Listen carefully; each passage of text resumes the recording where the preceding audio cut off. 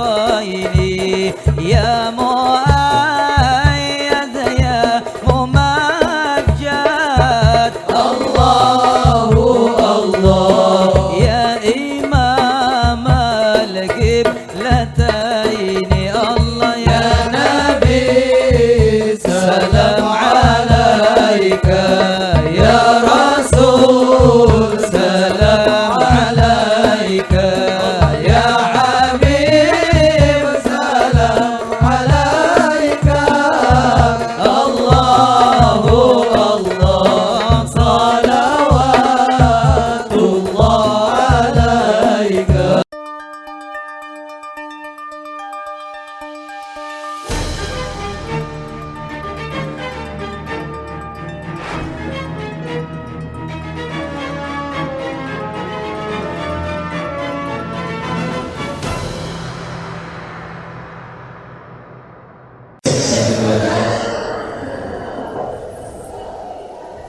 Sekian saya Bu.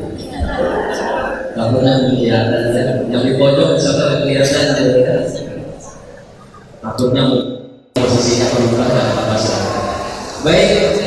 Bismillahirrahmanirrahim. Assalamualaikum warahmatullahi wabarakatuh. Waalaikumsalam warahmatullahi wabarakatuh. Gimana pada sehat Ibu?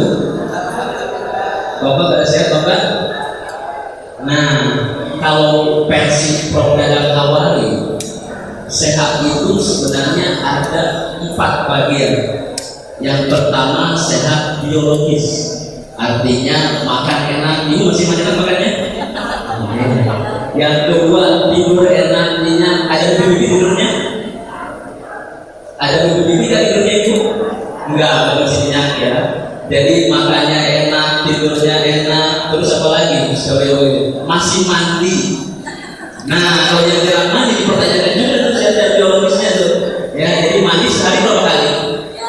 3 kali. Oh, itu 3 kali katanya ya. Mandi ya sehari 2 kali lah ya Bapak ya. Jadi aspek biologis gimana itu? Enggak ada mandi lagi ya. Oke, jadi mandi masih oke, makan masih enak gitu ya, tidur masih nyenyak. Yang itu sehat secara biologis. Yang kedua sehat secara psikologis. Secara psikologis itu hati kita tenang bawaannya. Ibu di sini tenang, nggak mikirin waduh nanti ada lihat misalkan gitu ya. Nggak mikirin waduh gimana bayaran nanti nih. Atau nggak mikirin waduh nanti ya lihat si papa main lagi misalkan main mancing atau yang lainnya gitu ya. Itu sehat secara psikologis gitu. Jadi hati kita tenang gitu. Terus selain sehat secara biologisnya oke, sehat secara psikologisnya oke, juga sehat secara sosial. Jadi kita mampu berinteraksi, kita mampu nimbrung dengan tetangga, kita mampu nimbrung dengan para guru, gitu. Kita mampu berkolaborasi dengan para guru untuk anak kita. Itu sehat secara sosial, gitu ya. Jadi nggak menyendiri saja. Tahu-tahu kayak kita kemarin kan anak dan ibu ditemukan sudah meninggal, misalkan karena dia nggak ada main keluar juga. Nah, kita pun harus sehat secara sosial. Dan yang terakhir, kita akar pentingnya menurut Prof. Dadang itu adalah secara spiritual. Mandinya oke, makannya enak, makannya sehat, badannya oke, seger, tapi jarang sholat. Jarang sholat, misalkan atau misalkan apa ya, hartanya oke, banyak gitu ya, tapi jarang zakat. Berarti itu secara spiritualnya juga dipertanyakan. Nah, saya doakan mudah-mudahan semua yang duduk di sini sehat secara komprehensif, sehat secara biologi, sehat secara psikologi, sehat secara sosial, juga sehat secara spiritual. Setuju ya? Oke, kalau saya katakan semuanya kita sehat, berarti bilang amin. Ya tuh berkat. Semoga kita semua dalam keadaan sehat. Amin. Pak, semoga semua kita dalam keadaan sehat. Amin. Oke, baik. Yang saya hormati tentunya kepala sekolah yang diwakili oleh Bapak Bagian Kurikulum ya. Terus ada ibu pengawas yang saya hormati dan saya banggakan para guru yang sudah ada di samping kiri saya. Mohon maaf sebelumnya saya berdiri untuk Bapak. Dan tentunya yang saya banggakan juga para orang tua wali yang alhamdulillah hari ini sudah menyempatkan waktunya luar biasa datang di sini. Sebab kadang-kadang kalau nggak dipaksakan nggak terjadi gitu ya, betul nggak?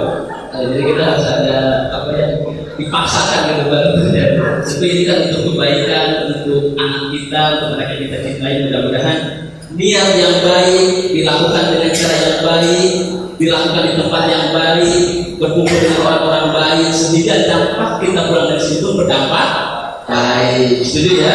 Itu baik. Orang tua hebat, anak tangguh. Kalau saya bilang anak kita, ibu cukup bilang hebat.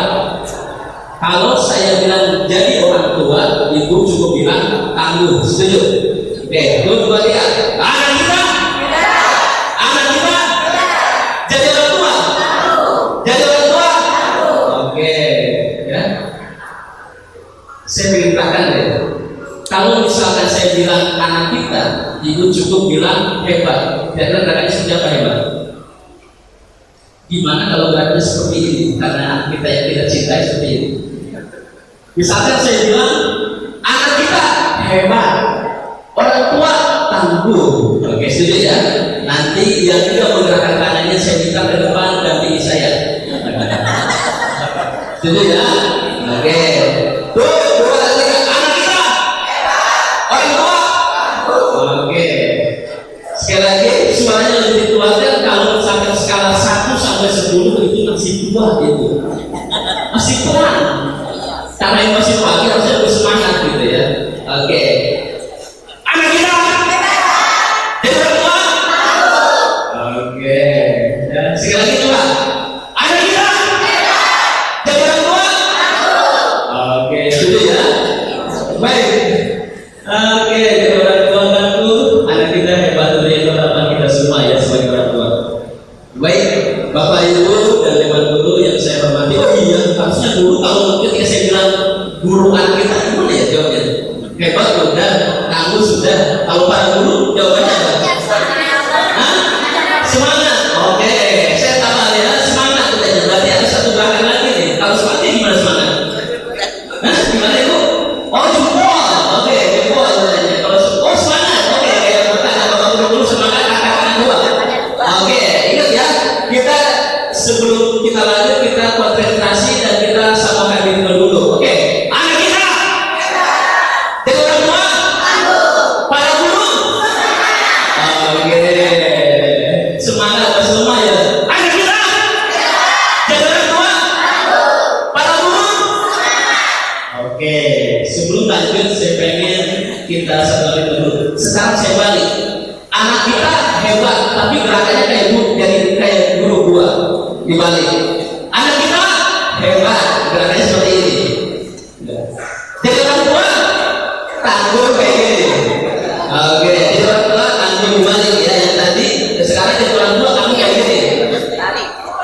Oke, anak kita hebat, jadi orang tua tangguh, para guru semangat. Oke, tunggu ya gerakannya ya. Oke, yang sama saya minta berikan saya bakwan nanti. Oke. Gimana Bu? Bakwan aja 15 gitu ya. Oke, 2, 3, anak kita.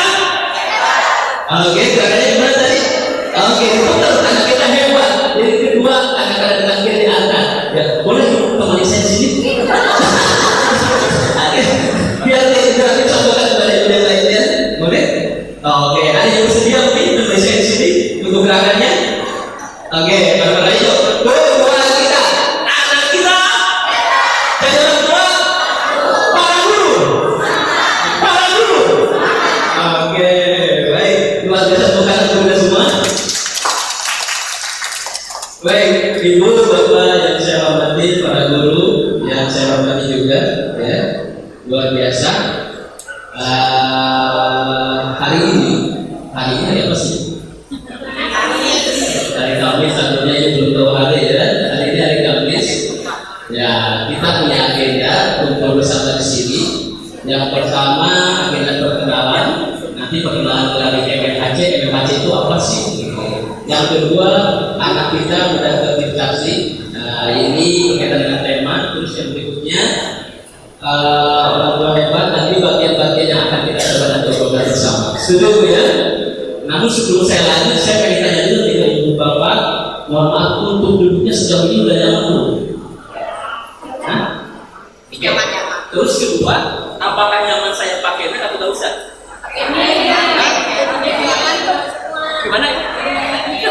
Oke, setuju pakai mic atau nggak usah? Pakai ya. Oke, pakai mic tetap katanya Pak. Tadinya nggak mau pakai mic, oke nggak apa-apa. Jadi setuju ya pakai mic ya. Oke. Terus yang berikutnya duduknya sudah nyaman. Terus ini pakai mic. Ada apa lagi? Ibu yang kedua kalau dalam boleh? Nah, oh sudah aja, lebih nyaman gitu ya. Oke, nggak apa-apa ya setuju ya. Baik. Kita mulai yang pertama tadi, Bapak Ibu, sebelumnya ada lagu dangdut tak kenal apa ya dangdut. Makata sayang. Nah, tak kenal makata sayang, ya. Tak kenal makata aru, ya kenalan. Kita kenalan dulu ya. Perkenalkan kami dari MMHC. MMHC itu Madani Mental Health Care. Sebenarnya kami lembaga kesehatan yang telah berdiri sejak 1999. Kalau ibu dulu sempat dengar namanya Prof. Awali, ya dulu Awali itu pembina kita dulu, ya dan saat ini kebetulan dokter beliau sudah wafat, ada dokter penggantinya, dokter Feli Iskawir almarhum beliau. Terus kami biasanya bergerak di bidang kesehatan mental. Jadi kesehatan mental itu yang berkaitan dengan kesehatan tidak hanya fisik. Bagaimana ada anak yang sampai berani mengumpul airnya itu masih SMP, kita tangani itu. Bagaimana ada anak yang ketergantungan penyalahgunaan narkoba itu masih SMP kelas 1, kita tangani gitu. Bagaimana ada orang tua yang sudah bapak-bapak gitu ya, tapi masih aja main judi online gitu dan berbeli, kita tangani gitu ya. Jadi kami bergerak di bidang-bidang hal seperti itu untuk penanganan kesehatan mental. Terus saat ini kami banyak kita layanan di ranah konsultasi. Jadi ada tempat konsultasi yang di dalamnya ada dokter, ada psikolog, juga ada konselor. Jadi di kami itu ada namanya klinik utama, ada namanya ruang rehabilitasi. Nah klinik itu kebetulan saya pegang. Kalau untuk rehabilitasi ada lagi bagiannya. Ya ini seputar tentang kami. Ya takutnya ini dari mana sih? Macam apaan sih? Kalau secara letak kami berada di Cipinang Besar Selatan atau daerah Cipinang, ya. Ini ini di daerah Cipinang Besar Selatan ini untuk klinik kita, ya yang saat ini sudah berada. Terus ini fasilitas yang ada yang di kami. Ada ruang psikiater, ruang konselor, ada ruang cerita, ada ruang bicara. Ya itulah sejauh ini setiap hari kita menangani permasalahan yang berkaitan dengan kesehatan mental. Makanya saya berharap di sini akan sampai ibu bapak dan keluarga kita terutama anak-anak kita juga terjadi yang namanya gangguan penyalahgunaan zat, terjadi gangguan hal-hal yang lainnya, gitu. Ataupun misalkan apa ya sekarang trennya game online gitu kan, atau misalnya kecanduan apalagi di media sosial dan lain-lain, itu luar biasa banyak yang kita tangani. Baik, ini secara fasilitas ini rehabilitasinya. Tadi saya sampaikan ada klinik, ada rehabilitasi. Rehabilitasi itu yang tidur di situ, bidang rawat inap misalnya. Iya, dirawat. Jadi dia tinggal di situ selama 24 jam. Ada konselornya, ada perawatnya juga. Baik. Nah, perkenalan ini dulu kalau saya. Nama saya Arif Isnaini Ibu. Jadi siapa namanya? Arif Isnaini. Kebetulan saya lahir pada hari raya Idul Fitri dan hari itu hari Senin. Jadi hari Id, hari Senin. Ayah saya kasih nama itu gitu. Ya, jadi saya lahir ketika hari raya Idul Fitri dan bertepatan hari Senin. Orang-orang pada ngetumpak gitu ya. Habis sholat Id gitu. Saya baru dilahirkan waktu itu. Iya, makanya kata ayah saya ketika saya bertanya, Pak, nama saya kok Halid sih, tidak kayak yang lain. Ada Bagas, ada Carlos, misalkan, ada Bagus dan yang lainnya. Kata bapak saya, asalnya seperti ini sebenarnya. Jadi Halid saya ini, gitu. Terus untuk saat ini saya pegang jadi manajer klinik yang tadi sempat disampaikan di MMHC. Dan kurang lebih hampir 10 tahun saya sudah bergabung di bidang untuk kesehatan mental ini dan menjadi konselor juga di MMHC ini. Dan fokus saya saat ini adalah di manajemen pendidikan karena kemarin saya sempat ngambil untuk pendidikan S2 itu kan di PKB dengan konseling gitu ya. Oke, baik Bapak Ibu, kalau misalkan ini nama saya Arif, kalau nama itu siapa? Macam-macam ya. Ada yang mau kenalan satu orang aja, biar saya enak pikirnya. Ada kasih hadiah loh yang ini yang mau kenalan kasih hadiah. Oh, ibu boleh ibu kesini ibu. Baik, mari ibu coba kasih. Oke, nama ibu dan orang tua dari siapa? Kelas berapa? Baik, saudara. Nama saya Sohaibah, saya kelas 2 SMK. Ya, namanya Muhammad Ainul Nabi. Jadi ibunya namanya Sohaibah. Sohaibah. Oke, terima kasih Ibu Sohaibah. Bukan untuk Ibu Sohaibah. Yo. Oke, jadi nama Ibu Sohaibah tadi ya. Jadi saya bisa kenal yang itu namanya Ibu Sohaibah. Ada lagi satu orang lagi mungkin? Biar ingat. Ada? Gurunya? Ada? Nama siapa lagi yang kenalan boleh? Selain Ibu Sohaibah, nggak ada? Oke. Gimana Ibu? Oke, baik. Nah, Ibu Sohaibah terima kasih yang sudah mewakili ya. Baik Bapak Ibu semuanya. Sebelum lanjut, tadi Bapak Ibu ketika berangkat ke sini, hal apa yang terlintas ketika mau jalan ke sini? Ada nggak terpikirkan apa? Ada? Tidak ada. Oke, misalnya wah ini ke sekolah nih, jangan ada agenda sesuatu. Ada nggak? Ada. Ada. Biar dapat ilmu. Gimana Ibu? Biar dapat ilmu buat seri. Biar dapat ilmu buat sharing dari luar biasa. Terima kasih Ibu. Siapa nama Ibu? Faudiana. Faudiana. Dari Ibu Faudiana ketika berangkat ke sini katanya ada niatan biar dapat ilmu buat sharing. Luar biasa ya. Tepuk tangan untuk Ibu Faudiana. Oke, yang lainnya ada ketika berangkat ke sini, wah, jangan sekolah ngapain sih? Ada yang jelas kesalahan. Apa sih? Dan apa sih? Ada yang pikiran di situ atau tarikan di situ? Ada? Oh ya, siap. Gimana? Mau tahu apa sih sebenarnya suara ini? Oke, boleh pegang. Gimana? Diulangi. Kepingin tahu. Soalnya kemarin ada undangan tanya amanah saya, kata saya nanti aja tanya sama yang ini. Pengen tahu apa sih smart working itu? Oke, baik. Dengan ibu siapa? Rosyada. Ibu Rosyada, luar biasa. Pengamu Ibu Rosyada. Ibu di sini udah dua sebelum nih, ya. Ada yang mewakili? Ya. Ada? Oke, sudah cukup ya berdua ya. Baik, Ibu boleh minta tolong angkat tangan kanan ke atas. Oke. Taruh di pundak yang di depan. Pundak Ibu yang di depan. Kalian tahu di depan itu saudara. Oke. Bapak mau tadi ya. Oke. Enggak, tapi tidak. Baik, Ibu boleh yang dulu boleh tahu. Oke, harus dapat pundak. Ya harus dapat pundak yang di depan. Ingat katanya harus dapat pundak di depan. Dan ingat pundaknya yang di depan, bukan yang di kanan dan di kiri. Nanti kita yang di depan nggak boleh di depan, ya, ya bisa. Oke, yang kamu bisa maju. Oke, ya, Ibu boleh maju. Oke, baik. Oke, udah. Coba yang belakang udah. Pundaknya. Oke. Baik, saya pengen coba kita tepuk pundak yang di depan. Oke. Oke, sambil ditepuk ikuti kata-kata saya. Oke. Sahabatku. Sahabatku. Oke.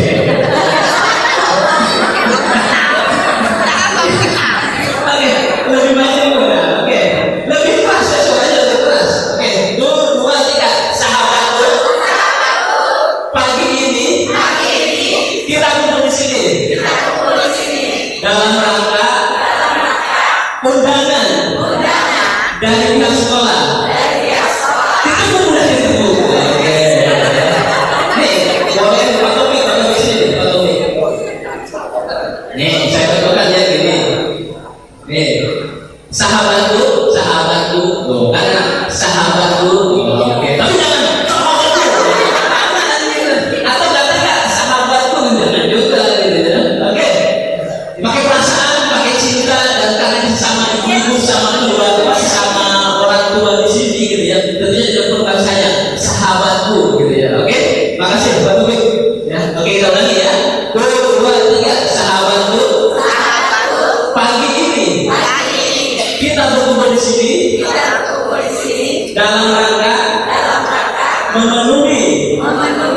undangan dari sekolah.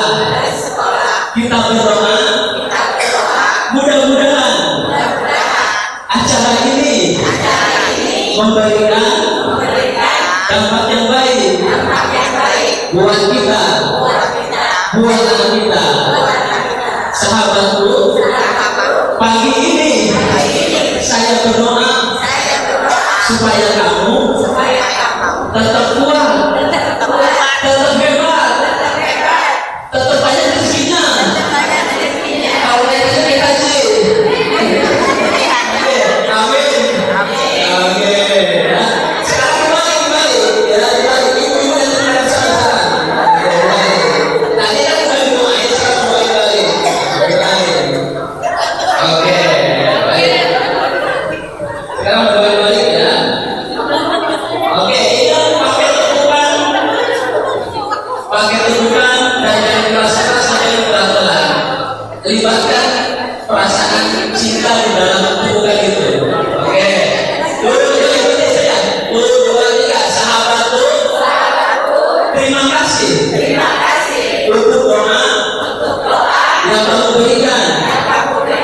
Saya berdoa mudah-mudahan doa yang kamu panjatkan dapat terkabul.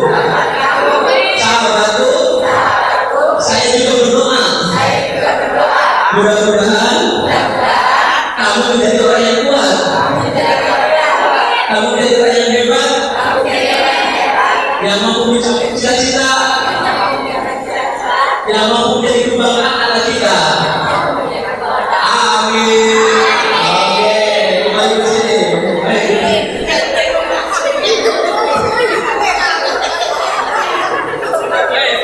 Kita kasih tepuk tangan untuk kita semua. Karena ini hari yang baik, di tempat yang baik, pagi yang baik, kita panjatkan juga doa-doa yang baik buat sahabat kita, buat ibu-ibu yang lain. Oke, baik, ibu bapak yang sudah. Nah, ibu bapak tentunya anak kita sudah beda dengan kita, betul nggak? Zamannya berbeda, tahunnya berbeda, apalagi yang berbeda ya? Kalau dulu ibu bapak pacaran kayak gimana tuh? Jangan waktu SMA. Masih ada kirim surat nggak dulu? Kalau warna merah berarti putus, betul nggak?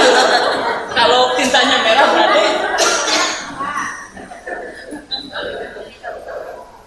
Gimana? Dulu pakai comblang katanya ya. Dulu pakai comblang nggak pakai handphone katanya. Zaman ibu dulu ditembak sama bapaknya, dicomblang katanya ya. Terus kalau tintanya warna merah berarti putus atau marah gitu ya. Nah kalau tulisannya jelek ketahuan tuh, wah tulisannya kayak gini, ceker ayam gitu ya. Itu zaman dulu tuh ya. Kalau zaman sekarang kira-kira anak kita ada nggak seperti itu? Hah? Nggak bisa gitu ya. Anak kita sekarang kalau misalkan berkaitan dengan pacaran aja kira-kira ada deh comblang kayak gitu tadi. Sekarang pakai TikTok ada deh. Waduh, katanya sekarang pakai TikTok gitu ya. Terus sekarang udah nggak pakai tulisan tangan lagi bu ya. Oh nggak lagi ya? Emang nggak lagi. Artinya pada dulu, zaman dulu ketika kita seusia anak kita dan zaman sekarang sudah jauh berbeda. Setuju ya? Jadi sudah jauh berbeda. Makanya dalam konteks agama itu didiklah anak itu sesuai zamannya. Jadi udah kasih jauh-jauh hari ini sebenarnya. Nah, jadi bagaimana kita mendidik anak itu, bagaimana kita membuat nilai-nilai pelajaran anak itu harus sesuai dengan zaman. Dan hal yang sekarang muncul di anak kita adalah sebenarnya bukannya terdistraksi gitu ya. Jadi nggak fokus sebenarnya. Jadi gampang, jadi kayak misalkan ibu lagi ngobrol sama dia, tahu-tahu kayak cepekin. Ibu lagi ngobrol dia sama dianya main HP. Ibu lagi nyuruh dia, nah sana beli apa misalkan beli garam gitu ya. Tahu-tahu dianya, oh tadi beli apa ibu ya? Saya lupa misalkan. Nah itu terdistraksi, itu kayak terganggu dengan fokusnya. Ini yang menyebabkan kalau dulu mungkin nggak terlalu seperti ini, kalau sekarang tentunya itu seperti itu. Tentunya banyak faktornya gitu ya. Nah, ini juga berakibat kepada nilai biasanya. Nilai apa? Nilai mata pelajarannya gitu. Apakah nilai mata pelajaran itu semuanya salah guru? Betul kan? Apakah semua nilai mata pelajaran ketika guru apakah salah orang tua? Atau salah guru? Atau salah anaknya? Kalau misalkan kita berkecimpung di salah siapa itu tentunya dalam memberikan solusi. Sebenarnya hal apa yang bisa kita lakukan ke depannya agar anak-anak kita secara nilai oke, secara nilai apa ya, nilai spiritualnya, nilai agamanya dan nilai alamiahnya juga oke. Hal apa yang bisa kita tingkatkan untuk anak kita? Nah, sekarang itu kan anak-anak tadi saya sudah sampaikan sudah terganggu gitu, sudah fokus gitu. Jadi kalau misalkan saya ngobrol sama ibu ya, tahu-tahu HP saya bunyi, jadi saya ngobrol lagi itu teralihkan saya ambil HP-nya. Begitu pun anak-anak ketika belajar, ingat tuh, waduh, jam 9 ada drakor baru muncul di drakor Korea, langsung gitu. Jadi itu distraksi gitu ya. Jadi fokusnya itu berapa ya? Teralihkan. Begitu pun ketika di sekolah, gitu ya. Jadi dia berpikiran dengan hal-hal yang lainnya. Mungkin yang zaman dulu gak ada TikTok tadi itu ya, kalau sekarang ada dulu dan nyambung TikTok. Kalau dulu zaman Instagram misalkan ya, kalau sebelum ada dan yang lainnya itu tentunya sangat berbeda. Mari kita lihat faktanya mengapa anak kita mudah terinfeksi. Oke. Nah, sebenarnya terinfeksi itu wajar. Cuma yang sering dari hal adalah anak tidak merujuk pada satu aspek saja dari lapangan. Artinya banyak hal. Jadi karena banyaknya yang dia kepikiran, banyaknya yang dia dilakukan, banyaknya informasi yang dia dapatkan, baik positif ataupun negatif, sedikit jadi terganggu. Tapi ketika dikasih itu hal-hal yang sekali-kali itu hal yang sewajar gitu. Namun ketika ini berlebihan, ketika ini sering itu tentunya akan sangat mengganggu gitu. Oke, misalkan kayak gini deh. Oke, semuanya lihat saya, ibu bapak lihat saya. Pegang hidung. Pegang hidung. Oke. Pegang telinga. Pegang kepala. Oke. Pegang hidung. Ada yang pegang telinga ada? Oke, jujur. Ada yang pegang telinga tadi ada? Oke, ya. Saya ulangi ya, semuanya ikuti kata-kata saya dan lihat semuanya ke saya. Pegang hidung. Oke. Pegang telinga. Oke. Hidung, telinga, kepala, hidung, telinga, kepala.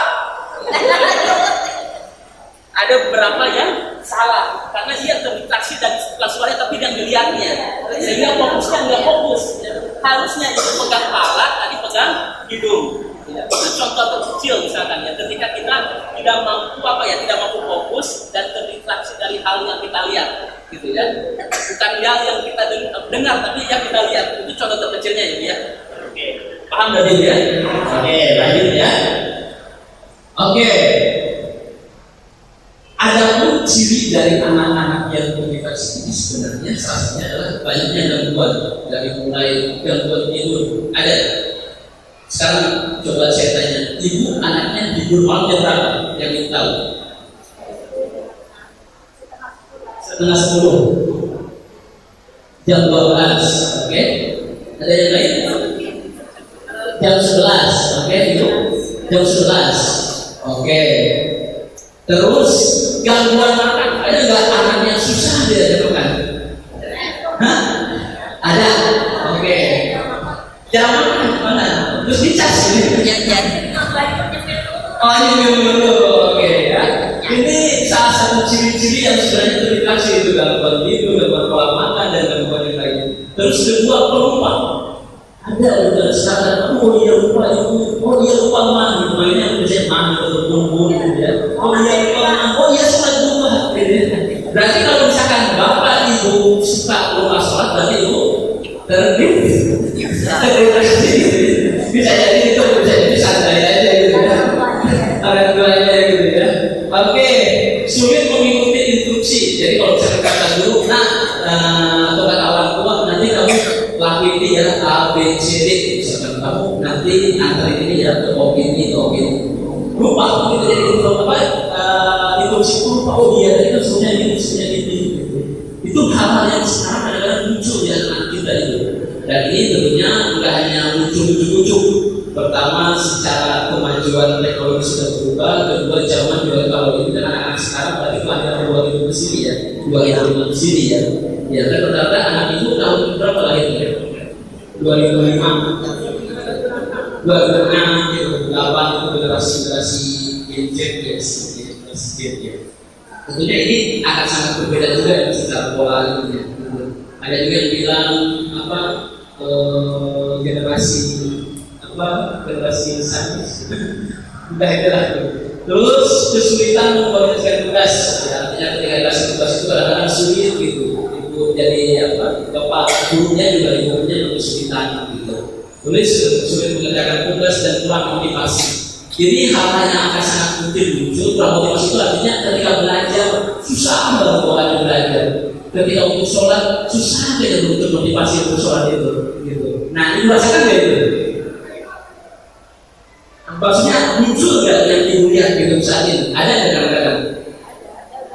Ada beberapa gitu ya. Oke, ini sebenarnya salah satu tanda atau ciri-ciri, mungkin tidak semuanya tentunya. Ya ada beberapa. Terus ini juga termasuk saja bukan hanya teman-teman itu ya. Tidak hanya dilakukan oleh anak-anak ibu, artinya memang generasi sekarang, generasi yang sekarang memang bagus sekolah SMA, SMP itu. Hal ini akan sangat mungkin muncul, gitu ya. Oke, baik.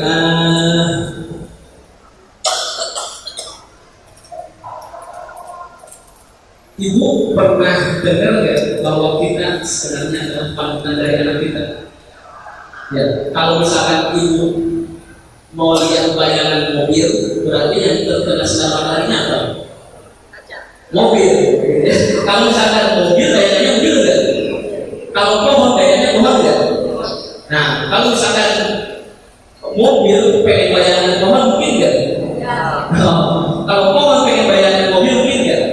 Nah, kalau misalkan anak kita itu dalam bayangan dan berdaya dalam kita, jadi anak kita itu misalkan bayangan.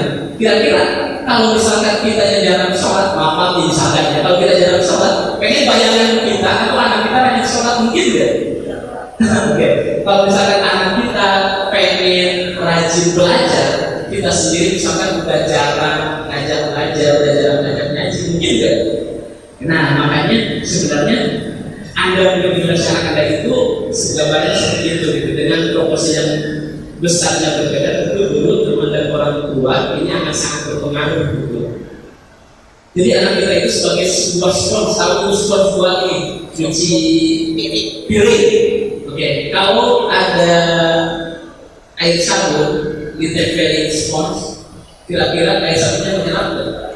Menyerap. Kalau misalkan ada pantat ditempelin spons, kira-kira pantanya menyerap nggak? Nah, begitu pun anak kita sebagai spons itu sebenarnya menyerap itu.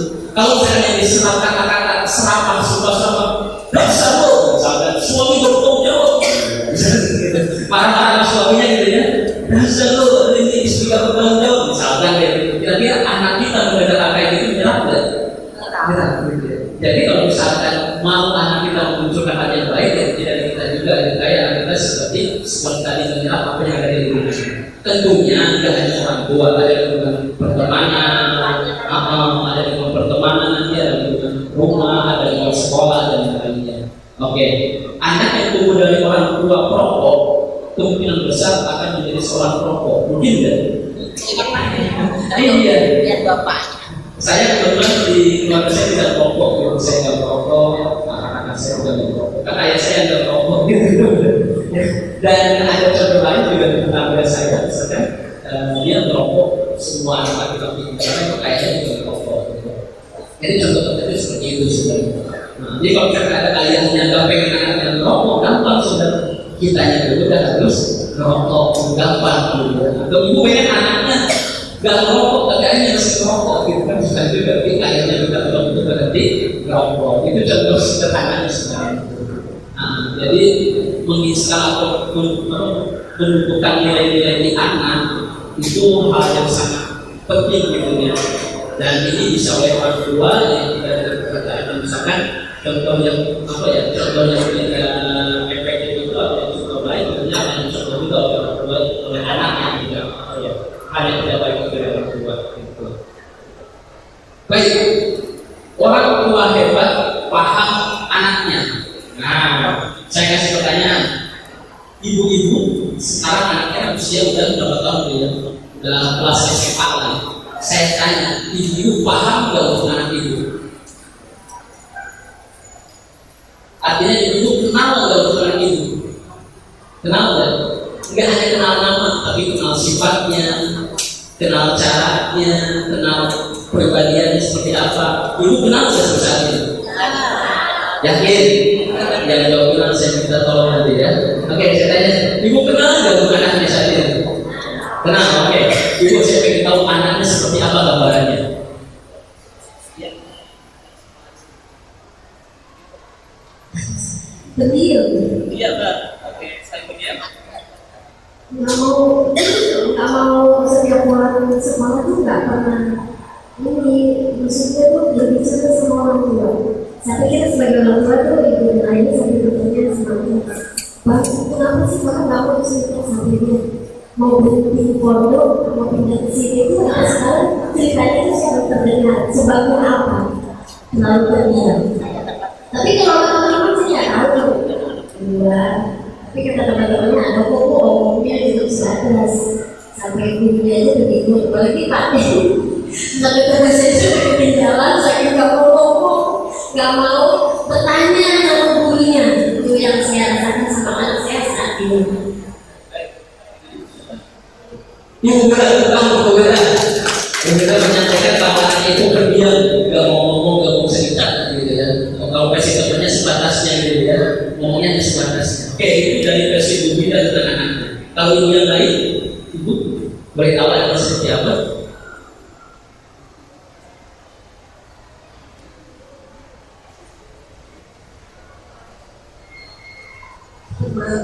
Lembaga terus.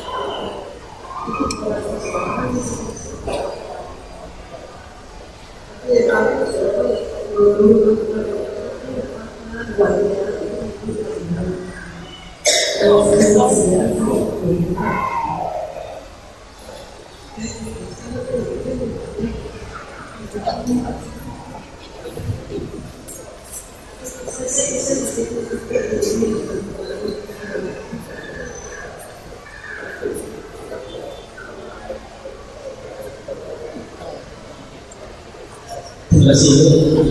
Ya, baik. Tetap kemudian semangat.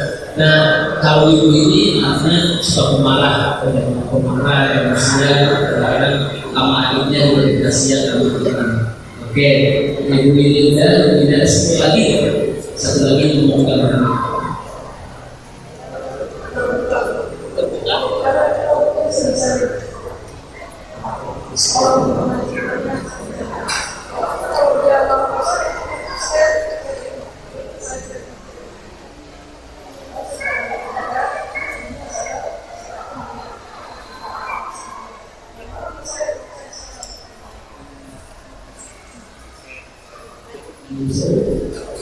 Kalau ibu Ella, anaknya sering cerita itu pada misalnya dia mau sekolah itu cerita itu bahkan ada satu waktu anaknya itu marah sama ibu dan tahu sama ibu Ella anaknya.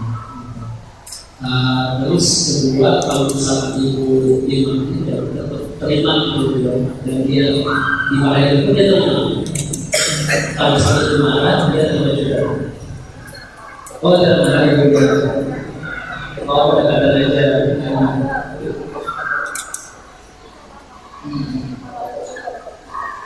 Jadi ketika anaknya marah, masih ada cuma marah. Karena kalau ditambah lagi yang ada, dan bakal ada lagi yang masuk ke situ. Oke, baik.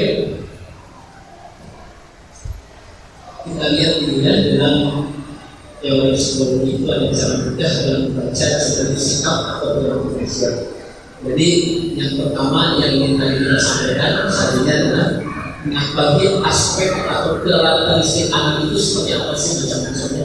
Terus yang kedua, model belajar anak karena ini berkaitan dengan nilainya yang berkaitan dengan dia asal belajar atau gabungan belajar ini adalah sangat penting sekali. Oke.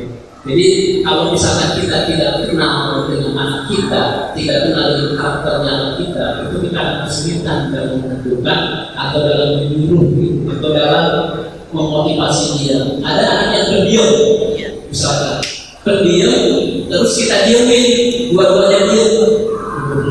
Kira-kira yang akan muncul apa? Nah, diam-diaman, diam-diaman terus ya. Padahal ibunya pengen anaknya misalkan belajar atau melakukan sholat atau yang lainnya.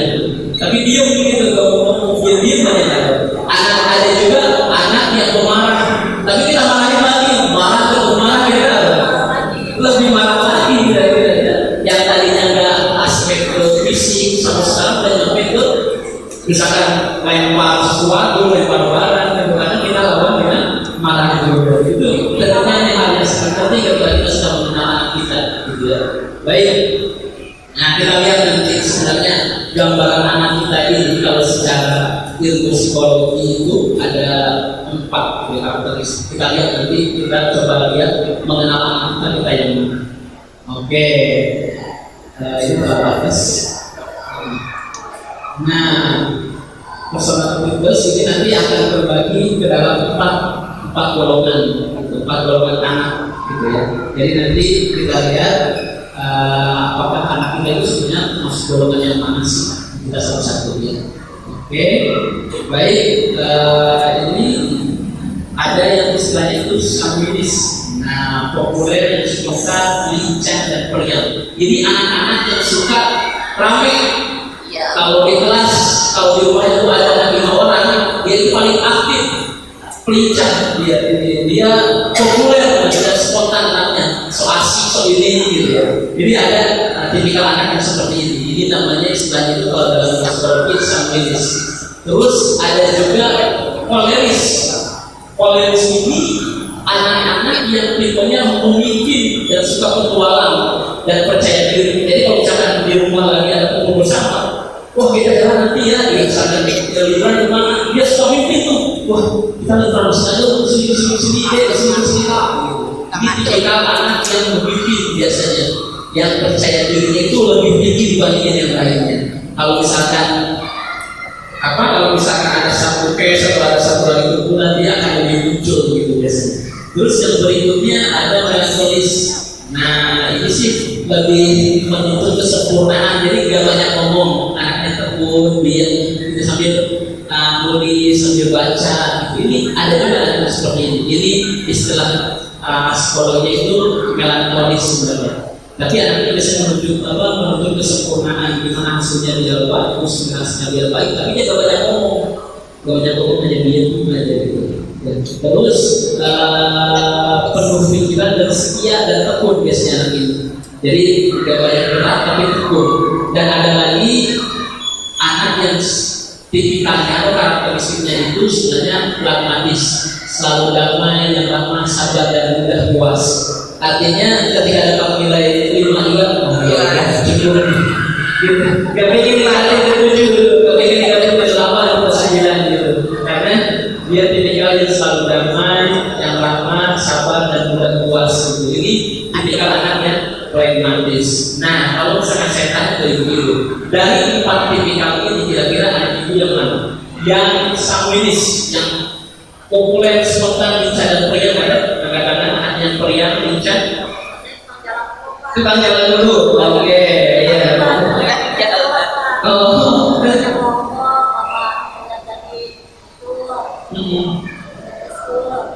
Oh, dia yang tipikal seperti itu. Oke, ya sanguinis, spontan dan lincah dan periang. Ada yang periang itu ya, banyak ya. Tadi ada berapa orang kan yang periang? 1, 2, 3, 4. Oke. Ada yang koleris, pemimpin dan percaya diri itu lebih tinggi. Dia suka ngatur gitu. Karena dia layaknya adalah yang pemimpin yang ngajak temannya, Cilio, ayo Cilio, main ke rumah aja yuk.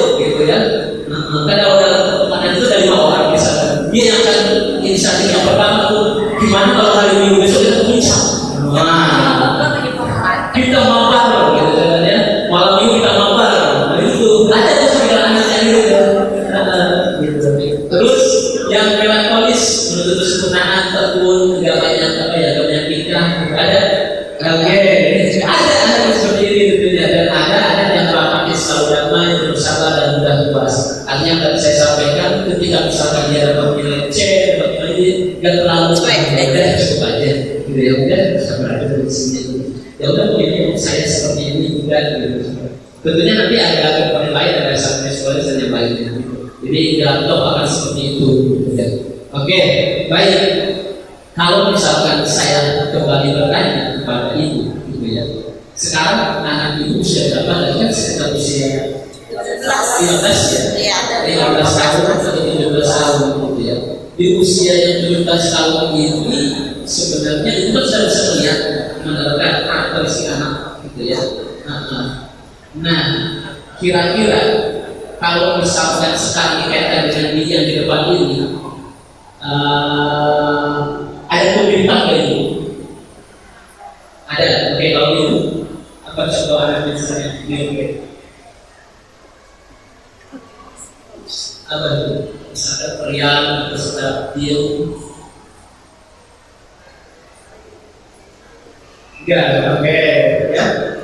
Oke, nah sebenarnya agak jauh dari ini, dari ini untuk ini. Baik, tentunya nanti ada perbedaan, ada hal-hal yang sifatnya pergabungan sama punya skoleris. Anak saya periang gitu, tapi kadang-kadang suka kebun juga. Campuran gitu ya. Ada juga nanti akan muncul gitu ya. Oke, baik. Jadi tadi ya kalau misalkan dikaitkan dengan yang 4 tadi, pertanyaannya seperti apa putra dan putri Anda? Oke, Saminiska, koleriska, melankoliska atau pragmatisca. Ini dari ciri-ciri yang tadi kita sampaikan. Udah paham ya? Oke, sekali lagi di mana? Ada yang bertanya dari sini? Oke, atau Pak, saya punya anak saya kok kadang-kadang periang, kadang-kadang pendiam. Satu hari ini aja dia.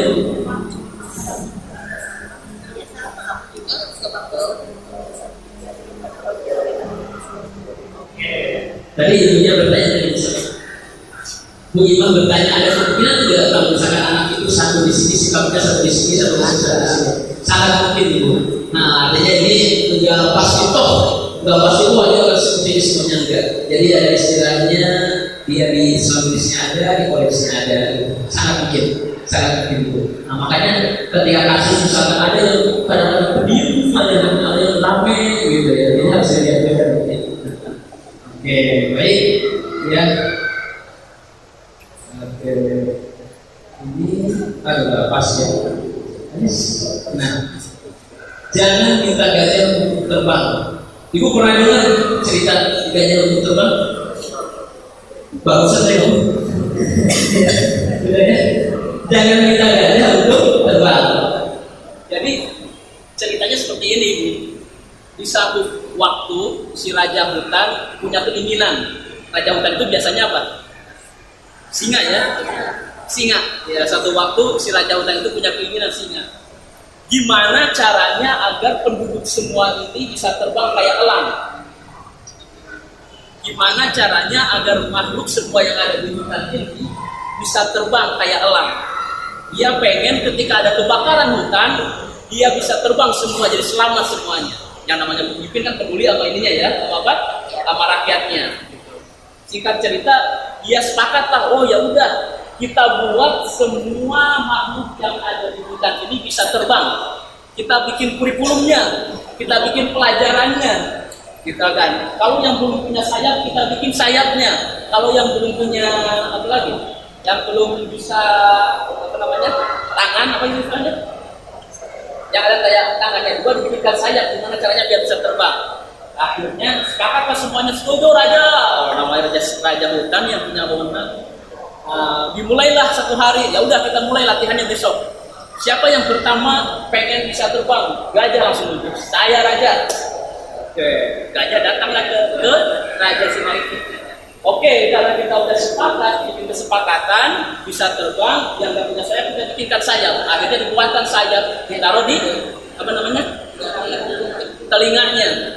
Ditaruh di telinganya. Dicoba 1 hari coba terbang. Wah, langsung telinganya dikapak-kapak. Terbang nggak? Enggak. 1 hari nggak terbang. Dia nggak patah semangat. Hari kedua kita coba lagi, kurikulumnya diganti. Mungkin ini sayapnya terlalu lembek nih, kita ganti dengan kayu yang lebih besar. Dicoba lagi, kesulitan dia ngepakin sayapnya. Akhirnya gak berhasil juga. Sampai hari ketiga, sampai hari keempat, akhirnya dia tetap gak bisa terbang. Gitu. Akhirnya setelah gajah gak bisa terbang, kita coba yang lain. Apa yang lain? Misalkan katak. Wah, katak. Ya udah, coba makhluk katak. Makhluk katak dicoba lagi. Kamu kan bisa loncat katanya, tapi gak bisa terbang. Akhirnya dikuatkan sayap. Kuatkan sayap di katak. Dia kesulitan loncat. Dia kesulitan loncat karena yang satu kakinya dipakai untuk terbang gak bisa, loncat pun gak bisa. Akhirnya dari situ sepakat semuanya dan merenung semuanya. Ternyata jangan memaksakan apa yang sudah difitrahkan, apa yang sudah diberikan kepada kita masing-masing. Kata gajah, mungkin saya tidak bisa terbang, tapi ketika ada kebakaran hutan, saya mampu menyemprotkan air dengan melalai saya. Gitu. Kata-kata, mungkin saya nggak bisa terbang ketika ada kebakaran hutan, tapi saya akan mungkin meloncat lebih cepat ketika ada kebakaran hutan. Nah, dari sini kita belajar jangan mungkin memaksakan apa yang anak kita enggak suka, kita harus suka. Iya. Gitu. Jadi bisa jadi nanti patah ujungnya. Patah itu ujungnya bisa jadi nanti kena gangguan, sampai kena gangguan. Terus terang, Saya lagi nanganin kasus ibu ya, kasus anak yang sukanya menyakiti diri sendiri. Ini bahaya itu. Bahaya. Sebenarnya kasusnya sederhana. Si anak ini tadinya gak mau di sekolah A, atau si anak ini sebenarnya gak suka usaha, kalau usaha dia pengennya usaha yang berbeda di bidang A. Nah, seorang tuanya tetap memaksakan kamu harus suka atau harus kamu harus A. Nah, si anak itu melakukan prosesnya dengan cara yang kurang tepat. Akhirnya dengan gangguan dia suka melakukan diri sendiri, gitu ya. Akhirnya ya masuk kita ya, seperti kita gitu. Ini pelajaran yang sangat berharga buat kita orang tua. Mungkin pertama kita harus tahu karakter anak kita itu seperti apa. Kalau belajar itu bisa terbang, mungkin kita pastikan itu bisa terbang. Kalau anak kita mungkin sukanya di IPS, jangan sampai masuk ke IPA, misalnya kalau dulu dan yang lainnya. Karena ketika kita sudah mengenal anak kita sudah tahu kemampuannya, tentunya kita akan lebih mudah mengarahkan untuk si anak kita. jadi sedikit cerita tentang gajah ini sebenarnya gambarnya seperti itu. Kalau kita sudah mengenal, ternyata kita nggak bisa memaksakan. Nah, yang berikutnya, orang tua hebat juga tahu dan paham cara belajar anaknya. Nah, ibu bapak kalau misalkan saya tanya, tahu nggak, paham nggak cara belajar anaknya yang gimana? Hah? Paham? Nggak paham ya? Oke, nggak apa-apa. Kita belajar bareng-bareng ya. Nah, jadi sebenarnya gaya belajar atau cara belajar anak itu berbeda-beda. Ibu misalkan punya anak 15, misalkan, atau yang 15 kebanyakan 10, 5 gitu ya. Oh iya, itu persis jamu bela ya kalau 12 5 gitu ya. Tentunya 5 anak itu biasanya gaya belajarnya berbeda-beda. Cara belajar, cara menangkap pelajaran itu akan sangat berbeda-beda antara anak 1, 2, dan 3 gitu. Betul. Nah, kalau misalkan ibu bapak aja tidak tahu cara belajar atau gaya belajar anak kita seperti apa, misalnya nyamannya, gimana dia mau mengoptimalkan potensinya, gitu, gimana dia mau mengoptimalkan yang dia bisanya. Tentunya kita sebagai orang tua juga sangat penting. Kita mengenali cara belajar dan gaya belajar anak kita seperti apa. Yang penting secara mereka dalam berkonsentrasi atau belajar memiliki ciri khas masing-masing. Oke, baik, ibu bapak, ada istilah gaya belajar itu yang pertama ini. Jadi ada yang istilah gaya belajar pas ya, visual tentunya kalau misalkan nanti kita lihat anak ibu sebenarnya kalau misalkan setelah ibu lihat hal ini lebih cenderung nyaman. Oke, ini kita yang umum aja ya. Pertama ada visual atau anak kita itu lebih cenderung gaya melihat, dengan cara melihat dia akan lebih mudah. Kayak misalkan dia belajar sholat, dia cukup dikasih video orang lagi sholat, tahu-tahu dia bisa sholat. Nah berarti dia anak tipikal anak-anak yang visual, dengan melihat dia gampangnya. Ada yang auditori, dia lebih cenderung mendengar. Jadi kalau misalkan ibu bilangin lakukan sholat, dia gerak-gerak seperti ini. Dia akan melakukannya.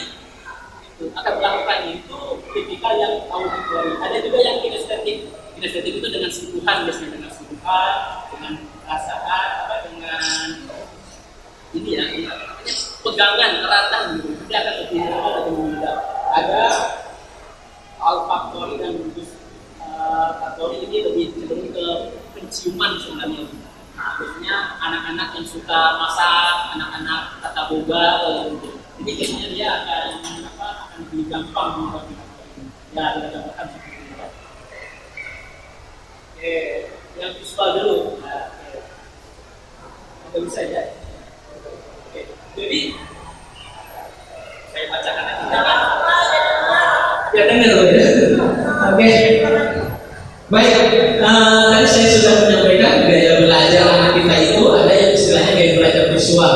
Jadi si anak itu biasanya lebih berfokus pada penglihatan sehingga lebih nyaman dengan pembelajaran yang menggunakan warna-warni, garis maupun bentuk. Jadi ketika kita belajar dia belajar, kalau misalkan kita tahu oh dia lebih cenderung suka dengan melihat, kita bisa bikinkan mind mapping misalkan macam-macam. Jadi dilihatkan, dan karakteristik anak ini biasanya lebih rapi dan teratur, lebih mudah mengingat dari yang didengar, dan lebih suka membaca dan tidak mudah terganggu dengan bising keramaian dan mudah memahami instruksi yang tertulis. Jadi kalau misalkan ibu pengen dia sholat jam 4, jam berapa ya sholat maghrib itu harus berapa? Jam 6 gitu ya. Misalkan saat pengen sholat maghrib tepat waktu, ini bisa dicontohkan dengan menulis jadwal sholat maghrib. Gitu, misalkan jam 6, gitu. Dia akan lebih gampang mencernanya kali. Terus cara belajar yang tepat biasanya membaca buku yang memiliki tulisan dengan gambar. Jadi ada kalau misalkan anak-anak SMA kan ada yang dia lebih mudah gampang mencerna belajar itu dengan baca dan gambar. Terus mencatat apa yang dibaca dengan rapi, membuat peta konsep dalam belajar. Artinya kalau misalkan kita tahu bahwa tipikal anak-anak seperti ini, ketika dia pulang sekolah, ketika dia malam belajar, kita bisa menemani dengan fasilitasi ini. Misalkan kita bantukan buat gambar, bikin peta dulu ya, ditempel, di kertas, gitu. Ini akan lebih mudah, terus akan lebih cepat buat si anak. Terus yang berikutnya gaya belajar anak juga ada gaya belajar kinestetik. Jadi kinestetik itu kita auditori dulu pendengaran. Jadi yang berikutnya ada juga auditori. Jadi si anak itu lebih mudah melihat sesuatu melalui indera pendengaran yang tadi saya sampaikan. Dia kayaknya kalau membaca berat, tapi kalau mendengar cepat. Ada kalau guru ngaji dulu ya, kalau guru ngaji kamu ini dibilangin sekali aja udah hafal, itu dibilang berkali-kali aja udah hafal gitu. Tapi ketika yang itu udah hafal dari kasih teks suruh membaca, suruh mendengar, dia lebih cepat ternyata. Artinya itu berbeda-beda cara mendengarnya. Terus auditori itu biasanya mudah terganggu dengan keramaian. Jadi dia lagi belajar, kalau ada motor lewat, terus langsung terganggu, terus lapar yang lainnya. Gitu. Mudah mengingat nama saat berkenalan dengan orang baru. Jadi kalau anak ini juga itu biasanya kalau misalnya berkenalan dengan orang, dia akan terus. Terus cara belajar yang tepat bagi anak-anak yang sifatnya lebih suka auditori atau lebih mendengar, biasanya dia merekam penjelasan materi untuk didengarkan ulang. Jadi si anak itu bisa merekam apa yang disampaikan dan dia dengarkan ulang. Jadi akan lebih mudah, bisa lebih enak dia mendengarkan. Terus mendengarkan penjelasan materi dengan sesama. Jadi dia diskusi bareng, kita diskusi kalau menurut muda kayaknya X kali X ini misalkan tidak belajar bareng. Nah, terus yang berikutnya adalah istilahnya gaya belajar kinestetik. Biasanya ini anak-anak yang menyukai aktivitas yang melibatkan gerakan tubuh seperti olahraga atau menari. Cristiano Ronaldo kenal itu? Cristiano Ronaldo kan mungkin nggak kenal. Oh iya, kita kenal dia, kita kenal dia. Bisa jadi dia memang buat mendengar atau misalkan di musik tidak terlalu, tapi dia suka belajar yang lebih ke aktivitas fisik gitu. Belajar sepak bola dan sebagainya yang menjadi berhasil gitu. Terus tipikal ini juga mempraktekkan materi yang didapat. Dia lebih cenderung ke suka praktek. Jadi kalau misalnya ibu menemukan anak ibu lagi bikin apa dari botol yang belajar di sekolah, itu juga lebih ke anak-anak yang sifatnya kinestetik. Ketika mengetahui anak itu tinggal seperti ini, kita hanya fasilitasi dengan memfasilitasi ke hal-hal yang bisa dia mencoba. Ada anak yang sukanya misalkan pulang dari ibu ini bikin kapal-kapalan, bikin apa, kan ada juga. Nah, terus melakukan kegiatan praktek lapangan ini tipikal anak ada yang seperti ini. Nah, kalau misalkan saya tanya kepada ibu sekarang dari gaya belajar atau anak-anak ibu ini tadi lebih cenderung mana? Kayak misalkan apakah dia lebih suka melihat, mendengar, atau merasa, lalu penciuman atau tidak merasa yang mana? Visual artinya dia melihat, saya melihat visual seperti ini. Oke, kalau anak itu visual. oke, anak itu juga visual gitu. Kalau melihat dia cepat dari atau menginput informasi. Kalau itu auditori ya, lebih mendengar kayak kalau misalnya saya tadi itu sangat lebih seru menyerap gitu. Kalau bisa gampang gimana itu? Oke, kalau ada ibu gitu.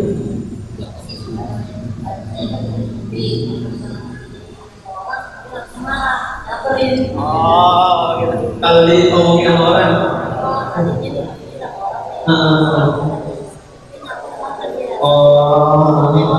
cepat emosi gitu ya. Baik. Kalau bapak ada gambaran pak? Kira-kira visual. Kalau bapak Auditori ya, jadi auditori visual gitu ya.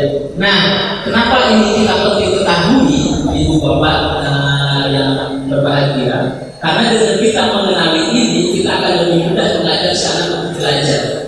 Gitu. Contohnya misalkan bapak menyampaikan visual.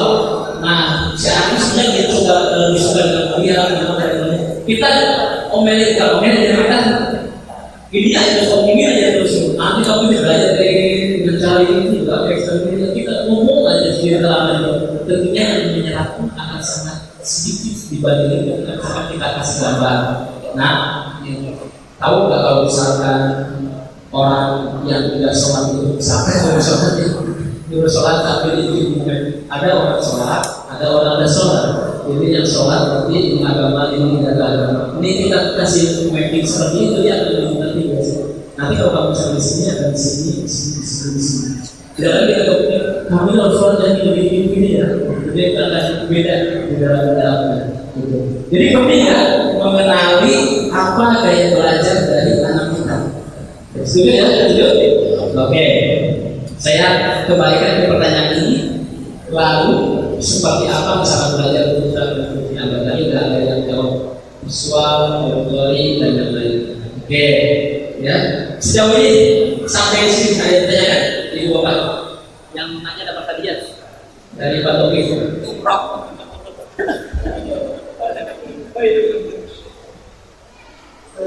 Individu anak itu kalau misalnya dia udah visual apa bisa pindah ke auditori atau apa gitu kalau misalnya bisa nggak suatu saat dia apa kadang-kadang kan anakku visual kadang-kadang dia auditori kadang-kadang sentuhan kalau yang dia males belajar apa tidak rutin misalnya itu dia selamat pagi belajar gitu kadang-kadang seperti itu gitu itu mungkin seperti itu saya Terima kasih itu aja. Tapi memang kita untuk tanya mungkin tidak berubah gitu. Yang tadinya mau belajar dan bisa visual, tahu ke auditory. Sebenarnya itu nanti lebih cenderung ke yang lebih dominan itu yang mana ini. Jadi sebenarnya waktu sesi sejauh ini belum melihat, tapi nanti dominan yang lain itu dia dikasih perjalanan dalam pertambangannya nanti ada ternyata hampir sama sesuai dengan dia. Saya juga anak-anaknya sama menggambar setelah dewasa dia berjalan berubah. Nah, orang tua hebat lebih pada proses daripada hasil, setuju ya? Jadi ibu tentunya bapak kita semua penting bahwa kita harus melihat dari proses. Kita hanya melihat anak itu harus A, B, C gitu, tapi kita nggak melihat proses seperti apa. Kalau misalkan belajar tentang proses itu tentunya ada tahapan-tahapan dulu. Nah, ketika anak kita sudah berusaha proses belajar atau nilainya tidak bagus, sebenarnya bukan berarti nilai tidak tidak bisa kita memisahkan seperti itu, tapi kita harus menghargai dari proses yang dia lakukan itu. Gitu. Jadi ini penting harus kita bawahi. Jadi kita sebagai orang tua harus peduli pada proses tentunya daripada hasil. Artinya ketika kita menyekolahkan itu bukan seperti naruh mobil di bengkel. Jadi akhirnya ketika misalnya kita punya mobil rusak, terus kita pengen mobil kita lebih rapi lagi, kita taruh di bengkel. Nanti kita tinggal ngambil satu bulan lebih aja, 1 bulan sesuai harapan aja, 1 bulan sesuai keinginan aja, udah seperti itu gitu. Tentunya ketika kita pengen misalkan anak kita yang tadinya nggak mau sholat, kita masukin ke sekolah kayak Amiri misalkan, kalau saya di sini kita pengen setelah sekolah dari sini kalau di sini langsung ke sholat gitu, nggak seperti itu. Gitu. Para guru tadi udah bisa mengajarkan dan keterlibatan kita pun sangat penting ketika kita bermain. Ya, jadi bukan kayak masukin mobil terus kita taruh di bengkel, kita tinggal ngambil, kita nggak tahu benar seperti itu. Nah, para orang tua yang di rumah yang sangat penting Oke, dan jadi orang tua juga ini. Pertama, orang tua itu harus jadi tempat kami untuk bercerita segala hal. Tentunya ibu, bapak harus menjadi tempat ini, tempat untuk bercerita segala hal. Jadi anak-anak menceritakan sesuatu harus kita persilahkan, luangkan waktu untuk mereka. Yang kedua, tempat curhat terbaik. Jadi misalnya ada anak lagi bercerita, Pak, tadi saya di jalan ada ini, wah nanti ceritanya seperti itu. Kita tanggapi juga gitu. Oh gitu ya, nah terus kamu lakukan apa? Itu harus disikapi, harus diberikan ruang untuk dia bercerita itu. Kalau misalkan juga mau bercerita, coba dengan pertanyaan terbuka. Misalkan, boleh nggak tahu hari ini mana sekolahnya? Boleh cerita itu dari mana? Wah, saya nggak mau cerita. Mungkin waktunya kurang tepat ketika pertanyaannya. Waktunya kurang pas bisa jadi. Coba dari waktu. Terus orang tua juga tempat pertolongan pertama, artinya ketika ada apa-apa si anak pasti akan berceritanya kepada orang tua. Tempat meminta pendapat, dan ketika sudah jadi tempat meminta pendapat, tempat pertolongan pertama, tempat curhat terbaik, dan tentunya tempat memohon doa.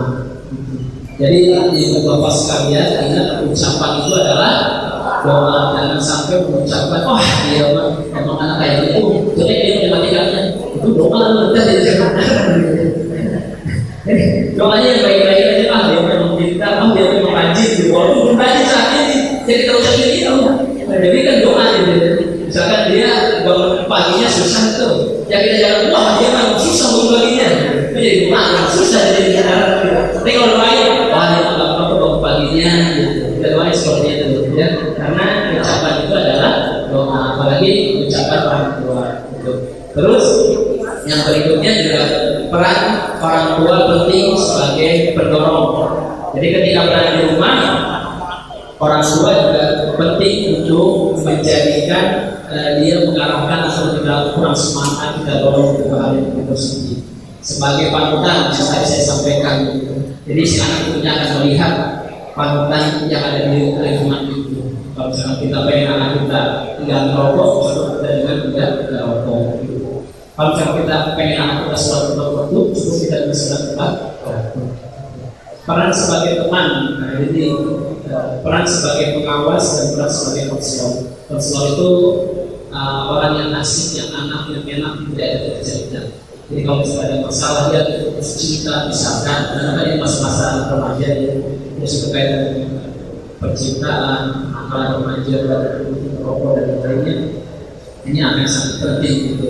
Jadi kalau kita belajar dengan apa sebagai konselor, sebagai meluangkan anak bisa bercerita, itu akan lebih meminimalisir untuk hal-hal yang tidak inginkan. Dan tentunya ini akan sangat berpengaruh juga ketika peran-peran ini sudah dilakukan, nilai anak, kemampuan anak dalam mencerna pelajaran, kemampuan anak dalam menguasai sesuatu itu akan lebih cepat. Karena tidak hanya di sekolah, dan mampu dia mendapatkan apa ya hal-hal yang memang dia bisa dapatkan pada waktu itu dia dapatkan. Jadi kayaknya tahapannya juga saya pembahasan. Orang tua hebat tentunya paham kolaborasi, ya. Dan saya tahu orang tua di sini tentunya mampu berkolaborasi. Oke, ada orang tua, ada siswa dan ada guru. Ketika ada sesuatu yang menjadi permasalahan, tentunya orang tua, anak dan guru harus bisa berkolaborasi, harus bisa kerjasama. Ya, ada nilai yang pengen dinaikkan, tentunya bareng-bareng orang tua dengan guru bekerjasama. Guru ketika anak berada di sekolah, orang tua ketika anak berada di rumah. Keterlibatan atau kolaborasi antara ketiga ini akan sangat berpengaruh gitu ya. Jadi akan sangat berpengaruh pada bagaimana anak kita berguna. Oke, ya. Kolaborasi guru, siswa dan orang tua dapat dilaksanakan melalui komunikasi yang baik, ya, dan sampai bahasanya suri lalu bukan misalkan apa sih itu. Kalau ada istilah itu kita cuma hanya naruh, tapi nggak mau terlibat gitu dalam pendidikan itu. Juga. Kolaborasi dapat dilakukan dengan saling mengontrol anak dan peserta didik dalam proses pembelajaran. Guru memberikan pelajaran sesuai dengan kurikulum yang ada dan cara yang terbaik agar peserta didik memahami dan mengerti pelajarannya. Kemudian orang tua mengawasi proses pembelajaran anaknya dan mengecek semua proses pengerjaan tugas-tugasnya. Nah, itu pernah ngecek kerjaan tugas sama? Pernah sering. Nah, terus pernah disampaikan ke gurunya ada kesulitan? Pernah curhat pada guru BK awal-awal kelas itu penting gitu. Nah, karena tadi ketika keterlibatan ketiganya orang sangat penting gitu. Dan ingat saya ingin menyampaikan dari orang tua sebaiknya mendoakan anak-anaknya dalam setiap kesempatan. Karena ketika kita berada dimanapun, ketika anak kita mau sekolah, ketika anak kita mau melakukan sesuatu, pastikan libatkan doa dengan Insya Allah doa yang ikhlas, doa yang baik buat anak kita akan mendapatkan doa yang baik. Jangan doa yang tidak, jangan doa sebas apa. Kalau mau sebas yang baik itu, yang semua buruk, misalnya jangan. Tapi dasar doa kita, enak ya, supaya semua baik. Dasar doa rajin, enak ya. Jadi tentunya sampaikan dengan doa ini yang ketika ibu sholat maksudnya baca Al-Fatihah dan juga kepada kita tengah malam kita tahajud dan kita berdoa. Oke, baik ibu bapak sekalian, saya rasa cukup sekian. Nah berikutnya kita sharing aja, santai aja dulu ya, jawab ya bisa kita bantu pada hal yang berkaitan dengan. Oke, mungkin dari saya cukup sekian. Kita lanjut ke sesi tanya jawab. Ada yang mau tanya? Gimana?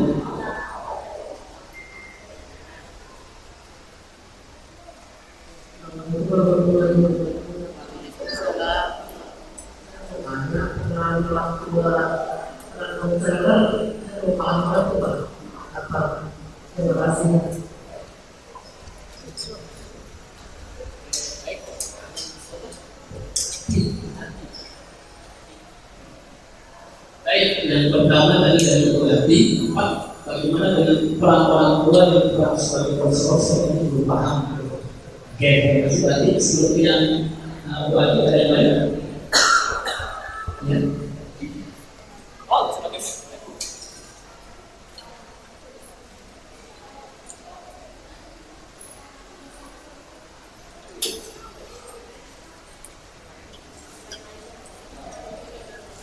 Ya, Pak, anak kita kan sudah besar nih, sudah SMA, tapi suka musuh-musuh perut, gitu, suka gambar-gambar, itu gimana ya Pak? Oke, itu pertanyaan kedua ya, dari misalnya Ilya, yang sebelahnya.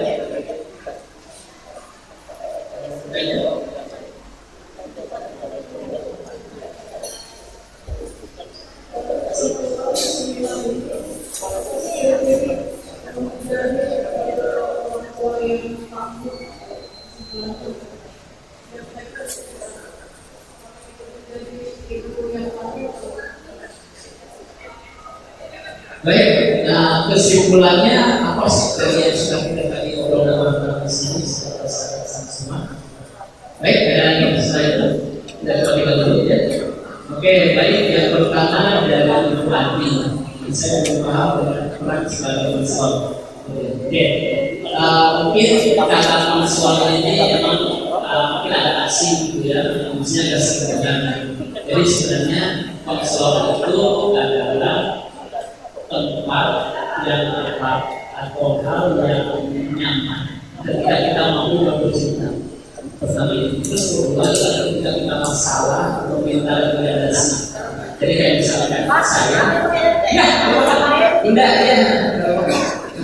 Kayak misalkan saya punya masalah apa, misalkan saya lagi pusing, saya pengen minta pendapatnya, dapat dari sahabat, saya cerita ke ibu, kayak atau sesuatu itu mendengarkan.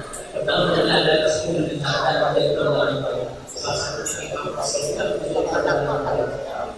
yang dia lakukan aku sih gara-gara paling udah baca misalkan dia baru cerita bahwa dia baru putus kamu sekolah sekolahnya benar dulu jadi langsung kita seperti itu dan saya ditanya nanti terkait dengan soal terkait dengan pandangan mungkin bisa jadi kayak arahan dan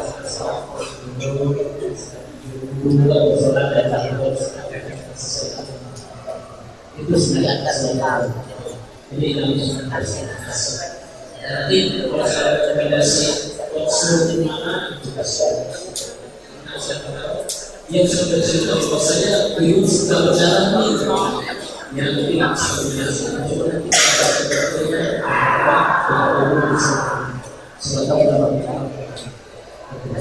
mungkin ya dan selain seperti itu kedua dari ketika anak sudah besar sama-sama mengurus perutnya. Nah saya kira-kira apa yang dilakukan dia? Anaknya sudah besar ya, sudah sekitar tapi masih suka main di perut bersama-sama di ketiak atau gitu ya. Kira-kira kenapa tuh ada yang tahu? Masih aja pengen cari perhatian, ada yang dulu oh lagi kita terakhir berarti ya.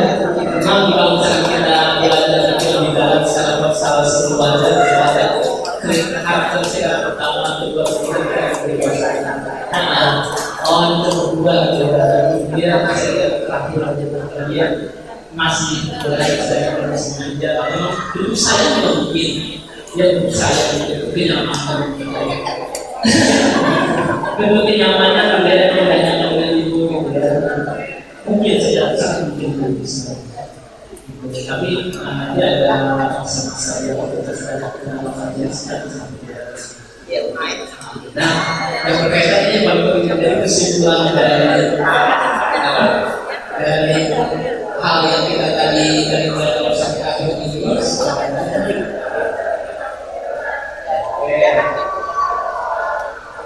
nah ingin saya sampaikan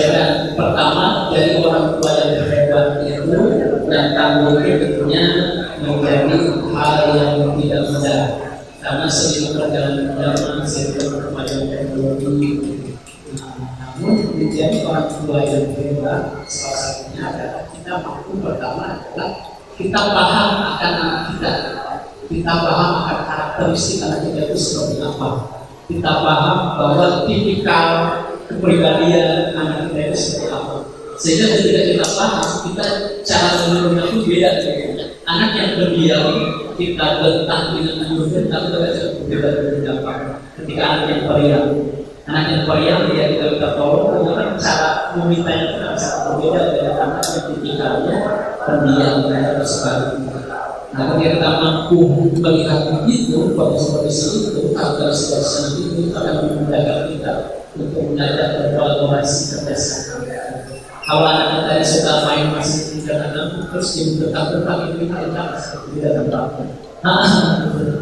Terus kedua, menjadi orang tua hebat juga orang tua tapi juga tahu cara belajar anaknya. Cara belajar anaknya itu ketika kita sudah mengetahui, itu akan lebih memudahkan kita untuk membimbingnya, menjadi pendamping dia dalam belajar, menjadi pendamping dia dalam menghadapi masalah. Jadi kalau misalkan ternyata saya tidak bisa menanyakan, tapi kita bisa bantu bacakan tes verbal bahasa Inggris dan kepada bahasa Inggris. Mungkin kita bisa bantu mendengarkan video yang terkait dengan manfaat, misalnya ada manfaat sesuatu kita presentasi. Nah, ketika kita sudah mengenal itu, tentunya akan memudahkan untuk belajar. Dan dari orang tua hebat juga satunya mampu berkolaborasi. Dia nggak mampu berdiri sendiri dalam sendiri. Dan dia nggak mengandelin hanya guru yang di sekolah, tapi keterlibatan dia dalam nilai itu terlibat itu. Itu mungkin ya. Jadi cara orang tua hebat itu pertama mampu mengenali karakteristiknya, mampu mengenali gaya belajar. Apa yang ada pada mampu berkolaborasi bersama yang nilai sekolah. Oke, cukup ya. Oh, sharing sebentar, boleh ada itu sharing. Pengalaman saya pribadi sama itu saya itu ya suka kalau saya sudah punya gitu ya. Nah, untuk mengatasinya itu kita laporan, kita ada aktivitas yang lain, misalnya saya mulai mau pegang, jadi tadi aku mau pegang mulut misalnya, dan kita atur aja, udah.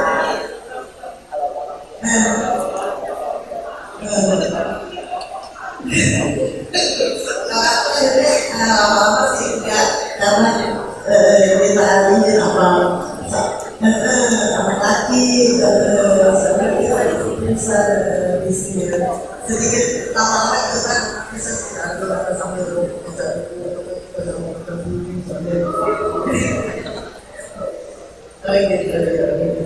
aku mereka sih aku ini gitu sedikit kali ini kalau aku kan supaya nanti dia tersinggung marah gitu.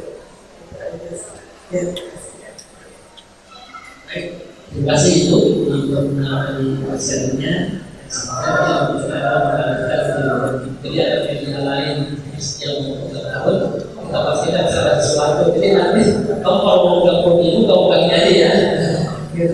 Saya kan bukan media di rumah aja setiap mau gabung ibu ya media sekarang. Misalkan itu gitu ya. Oke, terima kasih ibu untuk sharingnya tambahannya. Baik. Oh, betul. Oke, itu iya,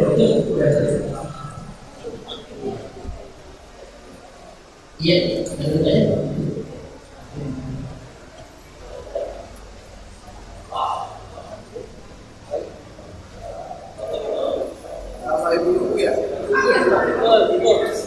Oke, kita senyum baru ya. Kasih senyum paling manis ya. Kita pakai dulu ya.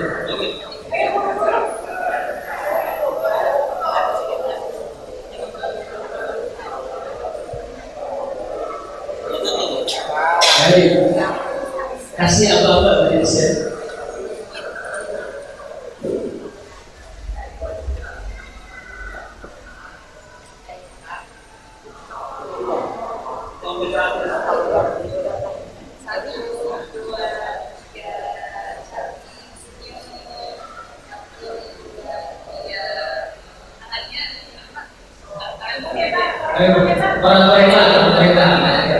Orang lagi itu.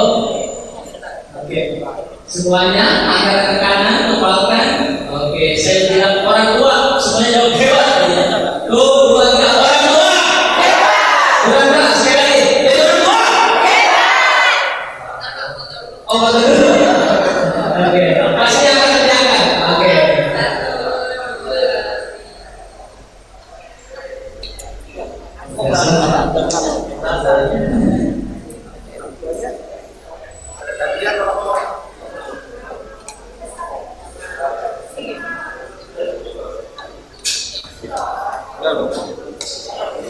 Ibu lain pesanannya sama kayak video itu.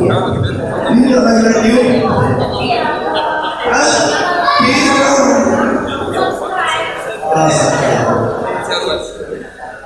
Oke, baik. Mungkin tentunya dari saya terima kasih untuk hari ini dan insya Allah tadi ketika kita nyatakan yang baik, cara yang baik, insya Allah kita semuanya. Dan saya terima kasih sekali lagi dan luar biasa kembali Bapak juga waktunya di sini Bapak ada hal-hal yang mau ditanyakan, perlu saya informasi misalkan nanti Dewan Guru di sini bisa menghasilkan dengan ini kita semuanya. Oke, mungkin ya tadi ada penampilan, ada penampilan